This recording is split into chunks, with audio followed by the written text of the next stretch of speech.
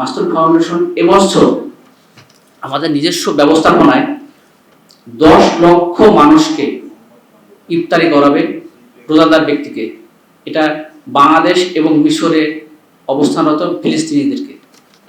আমি যদি আপনাদেরকে একটু বলতে চাই, সেটা হলো যে আমাদের গতকালকে পর্যন্ত, আমাদের 9 রোজা পর্যন্ত আমরা প্রায় 2,36,353 জনকে অলরেডি আমরা ইফতারি করে ফেলেছি। আপনারা শুনে খুশি হবেন, আমরা ঢাকার বিভিন্ন পয়েন্টে যে সমস্ত জায়গাতে দুস্থ শ্রমজীবী অসহায় মানুষ থাকেন তাদেরকে আমরা ইফতারি করে থাকি। এবং আপনারা জেনে খুশি হবেন যে বাংলাদেশে ঢাকার আমরা কাওয়ান বাজারের পয়েন্টে আমরা মানুষকে বসিয়ে ইফতারি করাচ্ছি এবং বিভিন্ন জায়গাতে গিয়ে অন দ্য স্পটে গিয়ে যেখানে বেশি মানুষ থাকে সেখানে আমরা ইফতারি করাই।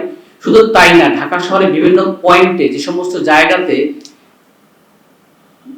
ইফতারের সময় ট্রাফিক জ্যামে মানুষ আটকে থাকে সেই সমস্ত মানুষদেরকে আমাদের ভলান্টিয়াররা হাতে হাতে গিয়ে খেজুর, পানি এগুলো পৌঁছে দিচ্ছে। আমি যদি আরেকটু বলি, সেটা হলো যে আমরা এই কার্যক্রমগুলো শুধু ঢাকা সহ বাংলাদেশে আমাদের বিভিন্ন আনাচে কানাচে আমরা এই কার্যক্রম পরিচালনা করে আসছি। আমাদের বাংলাদেশের বিভিন্ন জেলাতে আমাদের কিছু ভলান্টিয়ার আছে এবং ছোট ছোট কিছু অর্গানাইজেশন আছে, রেজিস্টার্ড অর্গানাইজেশন। এই অর্গানাইজেশনের মাধ্যমে আমরা এই কাজগুলো পরিচালনা করে আসছি।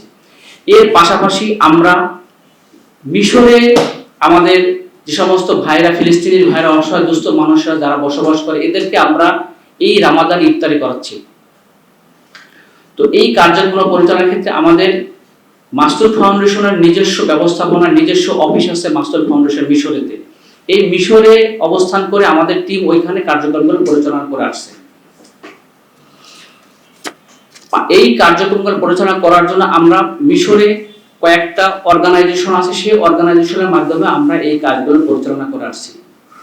মাস্টার ফাউন্ডেশন যে সমস্ত কাজগুলো করে যাচ্ছে, এই কার্যক্রমগুলো মূলত বাংলাদেশ সরকার থেকে অনুমতি নিয়ে করে যাচ্ছে। আমরা যেই কার্যক্রমগুলো করতেছি সেগুলো বাংলাদেশ সরকার থেকে অনুমতি নিয়ে করতেছি। যেমন আমরা ঢাকা শহরে যে সমস্ত জায়গাতে বসিয়ে পার্মানেন্টলি ভাবে খাওয়াচ্ছি, সেগুলো বাংলাদেশের সিটি কর্পোরেশন থেকে অনুমোদন নিয়ে খাবার করতেছি। এরকম করে আমরা গাজাতে যে কার্যক্রম করতেছি সেগুলো গাজাতে পারমিশন নিয়ে খাবার করতেছি। এই কার্যক্রম আমরা করে যাচ্ছি। পাশাপাশি আমরা যে কার্যক্রমগুলো হচ্ছে, এই কার্যক্রমগুলো মূলত বাংলাদেশ সরকারের নীতি এবং আইন মেনেই আমরা এই কাজগুলো পরিচালনা করছি। আমাদের যে কার্যক্রমগুলো হচ্ছে সেই কার্যক্রমগুলো পরিচালনা হচ্ছে আমাদের নির্দিষ্ট যে বোর্ড আছে, বোর্ডের মাধ্যমে পরিচালনা করে আসছি আমরা। এর পাশাপাশি আমরা আমাদের নিজস্ব ব্যবস্থাপনায় আমাদের কিছু জাকাত কার্যক্রম চলে, জাকাত স্বাবলম্বী প্রকল্প আছে। এই প্রকল্পের মাধ্যমে আমরা দেশের বিভিন্ন আনাচে কানাচে দুস্থ অসহায় মানুষকে আমরা স্বাবলম্বী করতেছি। আলহামদুলিল্লাহ, আমরা এই পর্যন্ত বাংলাদেশে আমরা প্রায় 1200-র অধিক দুস্থ অসহায় মানুষকে জাকাতের মাধ্যমে স্বাবলম্বী করেছি। যাকে আমরা জাকাত দিচ্ছি তাকে দ্বিতীয়বার তাকে আর হাত পাততে হচ্ছে না জাকাতের টাকায়।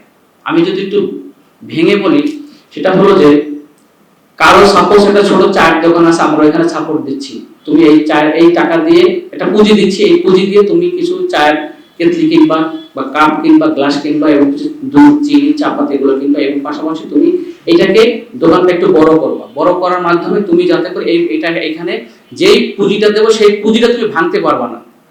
এবং আমরা এই পুঁজি থেকে যেটা লাভ আসবে সেই লাভের থেকে একটা অংশ সে তার পরিবারের সংসারে খরচ করবে, বাকি টাকাটা সে পুঁজি হিসাবে রাখবে। পাশাপাশি তাদেরকে আমরা সঞ্চয়ী মনোভাব তৈরি করার জন্য তাকে আমরা সেভিংস করাচ্ছি এভাবে। এবং আমাদের একটা স্ট্রং একটা মনিটরিং এবং সুপারভিশন টিম আছে। এই টিম ওই পরিবারকে অ্যাট লিস্ট 3 বছর আমরা ফলো আপে রাখি, যাতে করে সে ওই পুঁজিটা না ভাঙে এবং সে যাতে করে আরো কিভাবে এই দোকানটা বড় করতে পারে সেজন্য আমরা সাপোর্ট দিচ্ছি। খবরের কাগজ, নিখাত, নির্ভীক, নিরপেক্ষ।